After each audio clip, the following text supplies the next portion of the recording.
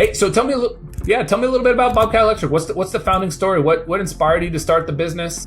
What inspired you with the name? Where did Bobcat come from? Well, I had the name came from high school.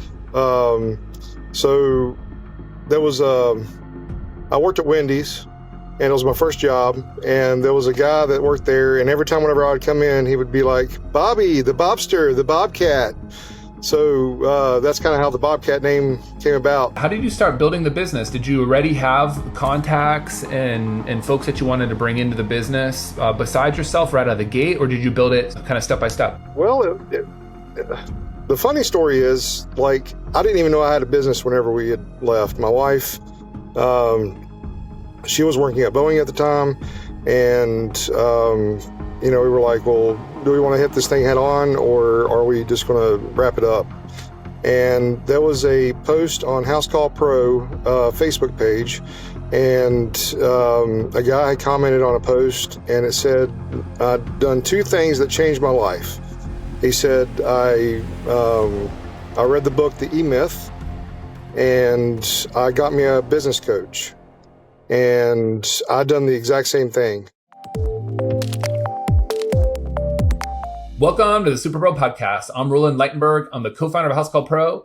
And for many, many years, over a dozen now, I've had the honor of working with and guiding thousands of home service pros embrace technology and innovation to accelerate their growth. I love learning about the journey, the entrepreneurship, and sharing their success stories. On the show, we get to share these stories with you and all the tips and tricks that come along with it. On today's episode, I'm super excited. We've got Robert Mitchelson. He goes by Ricky Bobby. No, it's just my second favorite movie, I think, of all time. But he'll respond to all of them, whatever you want to call him, Bob, Rob, all the things. He's the founder of Bobcat Electric.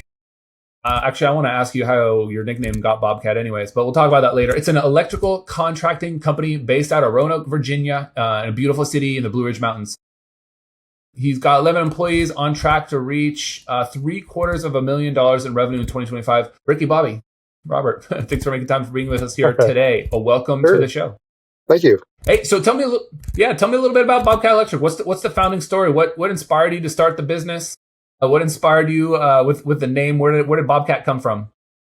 I had the name came from high school. So there was I worked at Wendy's, and it was my first job. And there was a guy that worked there, and every time whenever I would come in, he would be like, "Bobby, the Bobster, the Bobcat." So that's kind of how the Bobcat name came about, and it stuck. So the electrical business actually started out with me and two other business partners, and we had, the vision was that one of the guys was going to be the financial guru. He was going to take care of all the money side of it, and then the other guy was going to be out in the field, and then I was going to go out and sell the work. Well, working with business partners it takes a special breed of person. So actually a group of personalities, I should say. But so it just got really chaotic. And my financial guy, he actually started other businesses along with Bobcat Electric. So there wasn't a whole lot of time to build the business like it should have been. So we all decided to part ways in a friendly manner. And I went in on my own, and we are doing very well now. They're probably like, "Oh man, how is he able to do this all by himself?" I think it's a good just example and another story that sometimes you start out with a plan, and then what is it Mike Tyson says? You get punched in the face. Yeah, but things change, and people maybe don't realize how hard it is to start a business, and it's difficult. But you've been doing extremely well. If switched tacks here and you had to take the business on yourself, what was kind of your first thought? How did you start building the business? Did you already have contacts and folks that you wanted to bring into the business besides yourself right out of the gate, or did you build it kind of step by step? Well, the funny story is, like, I didn't even know I had a business whenever we had left. My wife, she was working at Boeing at the time, and, we were like, well, do we want to hit this thing head on, or are we just going to wrap it up? And there was a post on House Call Pro Facebook page, and a guy had commented on a post, and it said, I'd done two things that changed my life. He said, I read the book, The E-Myth, and I got me a business coach, and I'd done the exact same thing. We went on vacation 2 weeks after they had announced that they were departing, and I spent my whole vacation reading the book. And when I got back, I started researching the business coaching, and at the time it was Conquer, and I heard all these great things about Conquer, and which later became House Call Pro business coaching. But I did those two things, and it was absolutely life changing, and it gave me a different mindset on the business and how to run it. And it even described in the book the chaos that happened in the business before.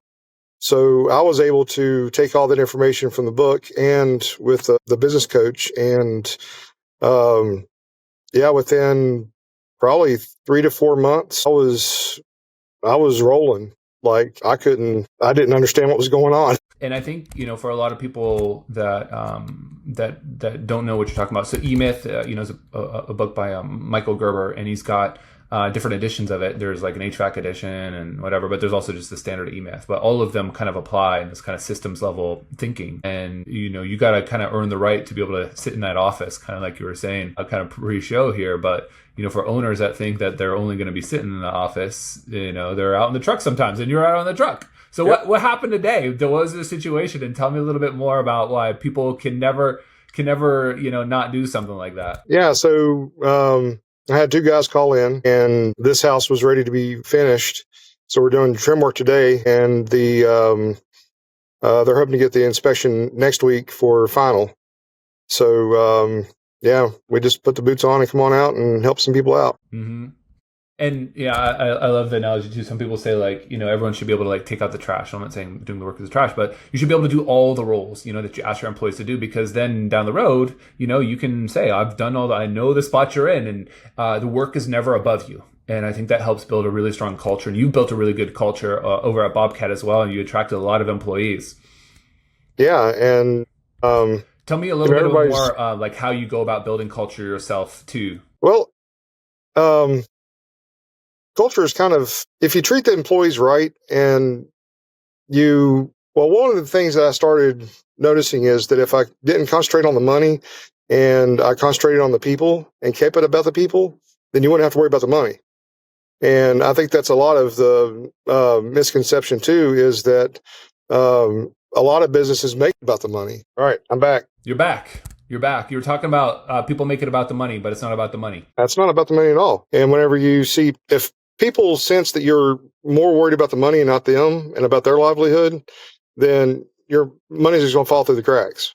So I just think it's very important that you keep it about the people and not about the money. Yeah. And, I think at the end of the day too, you have to remember that the people that you employ are the people that are actually delivering your company's mission and values and customer service and all those things to the end homeowner. And so if you treat the people right, they'll treat your end customers right. And so they're really closely related. And you've done an amazing job scaling super quick, even just from last year to this year. I think, when you think about building a business here, if it needs you to survive, you don't really own a business, you own a job. Yes. And it's hard to kind of get out of that mentality. And, when you think you're bringing on people, if, you're trying to hire all these superheroes, it's going to be very difficult. And a lot of people, hiring is the hardest thing for them because they're trying to find this superhero, this super person. But if you can hire for just, ethic, and just their philosophy and just a good human, you can document how work is done, you can make the performance visible, and you can reduce the reliance on tribal knowledge. So you want these roles to be somewhat replaceable. You don't want to have that one guy that, you're the owner, but you're working for them and keep trying to keep them happy all the time because they might be a little finicky to work with, And so I think those are all the things you have to balance when you're building a business. Not always easy. Tell me a little bit about Bobcat Electric. Yeah. How are you guys finding your new customers? Where are they hearing about Bobcat Electric? How have you been able to grow this fast? So after reading the E-Myth and the business coach, one of the things I loved about the business coach is that they touched on the marketing aspect of it. And there was a lady on Facebook. I find all my stuff on Facebook, but she had said that she was interested in doing some just freelance marketing, nothing major, do some Facebook posts every once in a while. So I sent her a message, and she became my marketing specialist, and she just completely blew it out of the water. We had actually got more involved in the community with her. We joined all of the Chamber of Commerce's. We had, she got in with SPCA, which is the animal shelter in the community, and we sponsor a cat every month for their adoption. And we just thought it was kind of a neat way to promote Bobcat Electric by sponsoring the cat and the adoption fees. So it's things like that that just set us aside from everybody else, because like most of these big companies around here, they have big billboards and flashy Google ads and all that stuff. We would rather put that money towards the community and help people out, as opposed to spending thousands of dollars on advertising. I love your community-based approach to just growth, and doing something like that ties into your mascot and your brand is super clever and really cool and very memorable. And I think that allows homeowners to feel good about who they're letting in their homes doing the work, and sets you apart. So I think as a golden nugget or like a takeaway for other people listening here, this really is a good reminder to do something unique and a little different and out of the box. And if you're a small business and you're not PE backed and you don't have VCs or money and whatever and etc., small things like this can create a lot of great memorable moments that gets your business talked about amongst the local community. Is there anything else you do, kind of local community? Any other tips and tricks to get started for someone that's kind of new to this style of thinking or marketing? Well, it's really not be afraid to reach out. I mean, the worst thing that anybody's going to say is no. So if you've got an idea, shoot it out to somebody. And like, we're working on that same animal hospital or animal shelter is needing a generator installed. So we're getting with the generator supplier, and we're going to have a fundraiser for them. So there's just so many things that are fun and innovative that people are willing to do. They don't know that you can do that stuff. So it's just a matter of thinking outside the box. Yeah, I think that golden nugget there is like, don't be afraid of asking. The worst that anyone can say is no. And I love when I talk to entrepreneurs and just people that look for hiring is you need to be anti-embarrassable. So it's okay. Right. You can do that. If you don't believe me, you can always go to YouTube and look up House Call Elf to see kind of the stunts that I would do. But those are important things, and you never get what you don't ask. And so go out there, go ask. I think too, when it comes to doing community stuff, host like Fix It Fridays, find someone in the local community that you do work free for. By the way, any work that you do for free for someone, you could write that off as a marketing expense against your taxes.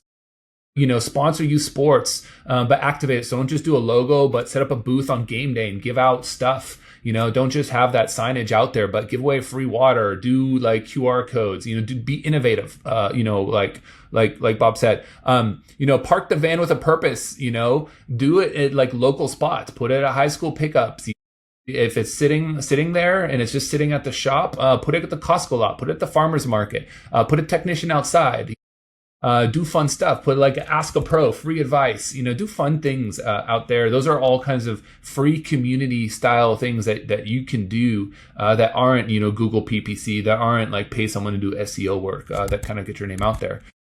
Tell me a little bit, absolutely, about sort of your guys' transition to House Call Pro. If you had to rate yourself from like a 1 to a 10 from a tech savviness, 1 being like my in-laws who I have to like remind them to plug in the TV before they turn it on, and 10 being like Bill Gates or like Sam Altman, someone super smart, techie, like savant. Where do you rate yourself somewhere on that spectrum? I would say within like maybe a 9 or a 10.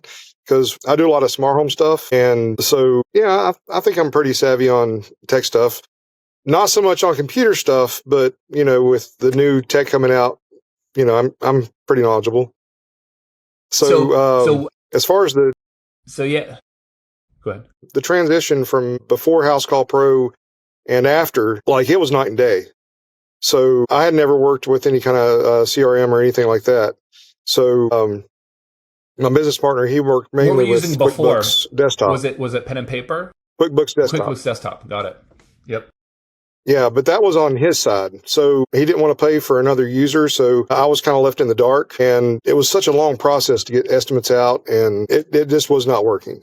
So whenever I signed on to House Call Pro, all my contacts came over from QuickBooks Desktop, and like everything was at my fingertips. I was able to sit in Lowe's parking lot the very first day and type an estimate out and send it out. And, I got approval that afternoon and I was there the next day doing the work. Yeah. And learning House Call Pro was it was fun. It wasn't like, oh, I got to sit here and figure out how to do this. So it was very informative. It wasn't a difficult process to learn. I'm still learning. Yeah. You guys add stuff all the time, and it's just wonderful what you guys are doing over there. Yeah. And tell me a little bit, like, how did you hear about House Call Pro? So you're going QuickBooks Desktop before, and then somehow, you're like, oh, let's do a House Call Pro. So, like, did you hear from someone else? Did you find it on Facebook? Like, how did you get into kind of the House Call Pro funnel? It was Facebook, of course. So, yep. Yeah, and I'd done my research, like the other CRMs. I'd done some free demos and stuff, and then it just seemed like that House Call Pro was number one, affordable, because I was very low man on the totem pole. Like I didn't have much money in the bank account, so I knew that it had to be affordable and easy to learn, and that's kind of why I chose House Call Pro. Yeah. And I think for sure, I don't know, like all the other ones you're looking at, but we're definitely affordable compared to a lot of the other ones. But we're more expensive than some of the free tools or kind of like the Joist or Invoice to Go. But those are just tools that kind of get you started. Those aren't actually built to kind of run a business. And so it's a step up from there when you start to get a little more serious. I know that Pipeline is your favorite feature. Definitely Shannon told me this. How would you describe Pipeline to someone who's never heard of it before? Explain to them what it does, why'd you get it, why it's important. Well, I was having trouble seeing where my customers were in the process. So Pipeline, it shows you everything from lead all the way until you close the deal. So, and it puts it all on one screen. I think my most favorite part is you can go back and review all of your rejected estimates, and then you can call them up and be like, hey, what can I do to help you out? You ain't got to search through all of the customers trying to find out what's going on. It's all right there in your face. It's just absolutely wonderful to have for the whole team. Yeah, and allowing it to do follow-up for you too if you're out there running a lot of estimates that aren't approved. Those things, when you have a team, it's easy maybe for one person to kind of remember all the estimates they leave in the follow-up. But imagine now you've got a team out there running and each one needs 3 to 5 follow-ups. And it's not, people always forget, it's not that someone is rejecting your estimate if they don't answer you. They have busy lives themselves and it might not be their top priority. So simply just asking for the business a couple of times is not going to tick them off. It's not like they don't like you. So remember, if you don't ask, you're not going to get. And now you've got a team out there, they might be doing a couple estimates a day times, 11 people. Let's say 5 of them are out there running jobs. That's 10 a day. So that's at least 10 reminders per day, and that stacks up. So imagine now you're doing that for a week, 50 estimates, and then you got to ask them 3 times. So 50 times 9 as a point. So now it's like you're at 500 follow-ups, and that's just a week. And that starts to stack. Yeah. So much work. Yeah, that's hours of work. That would take you forever. If you can even remember all of the things. You also were looking at another piece of software to help you kind of categorize, take pictures, build checklists and those things. But you decided just to use the House Call Pro company cam, replacement, which is House Call Pro Cam instead inside of there. Maybe not quite as full feature, but what was kind of your decision making there, and why'd you just decide to go with that? Well, it just seemed like a double negative. You guys already had the camera. You could already edit the pictures, circle, write text, and that's primarily what we're using it for. And you can share that stuff with the customers and the ease of use too. I mean, you can create, and I think that's one of the most important things about an estimate is you got to create the story for your employees. So that feature alone has allowed us to create that story and kind of streamline the process of getting the job done. Yeah. Yeah. And I think, look, when you're documenting that, it's for your internal people, it's for your own CYA, it's also for the customer, and it just helps having it all in one place. So that if you ever have to follow up on it, look back on it, or the customer has to, they've got, these breadcrumbs that lead them to your business. Yeah. That's most important, that you leave all these little breadcrumbs. I think I'm in the talked to my daughter about what's that story? Anyways, it got lost in the woods, the breadcrumbs. Anyways, that's why the analogy comes out here. So it's important to do those things, and it's all built into House Call Pro anyways. So keep it simple. Yep. Tell me a little bit about, your kind of social media presence and being out there and creating things. What does that look like for your business when it comes to finding new clients, or is it just something you enjoy doing anyways? Or tell me a little bit more about that. Yeah, so we started this thing. It's called On This Episode of Bobcat Electric, and we'll just that'll be the tagline at the beginning of it, and it's just sometimes this is a brief, funny description of what we're doing. We're actually going to start next year a video series of kind of the same thing, but just touch on all the projects that we've done, and then like a flash forward of what we're going to be doing the next week. And it just gives something for people to look forward to, and kind of like the dirty jobs with Mike Rowe, kind of do something like that as far as just small segments of our jobs, just to give people an idea of actually what we do. Yeah, and I think that's a great way to get yourself out there when people look at those things. Make sure you're tagging them correctly, have the work that you do in the metadata, have the location in the metadata. All that stuff's going to help you become more searchable, findable by humans and AI crawlers alike. And so, it's fun to do, simple to do. Have all your guys just document their work. If you already have that inside of your House Call Pro anyways, just repurpose those things. You already have the content. So just throw it out there. Yeah. Put yourself out there. And I think that'll kind of easily help there. Robert, I love asking this question. What is the most underrated feature of House Call Pro, do you think? What's something we don't talk about enough or market out enough? Like, what's something that you think other people outside looking in don't realize? Honestly, I think the whole thing. I don't know that I can pinpoint a certain aspect of House Call Pro that helps me better than another feature.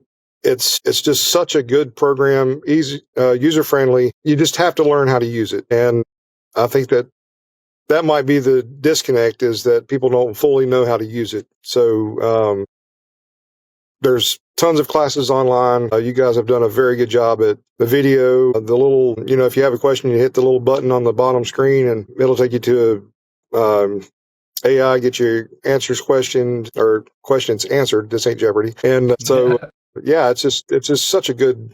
That's great to hear.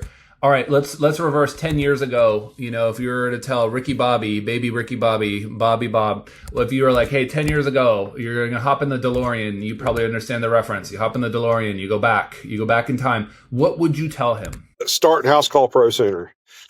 Because we were 2 years in. Yeah, we operated 2 years with QuickBooks Desktop, and you're just operating blind. Start earlier, start sooner. I love it. Thank you so much for coming on the show. So many great fun golden nuggets, especially on the community front to do that. If people want to find you online, where can they find you? If they want to talk to you, hit you up, if they got questions about your business, you've clearly done something right, how can they find you?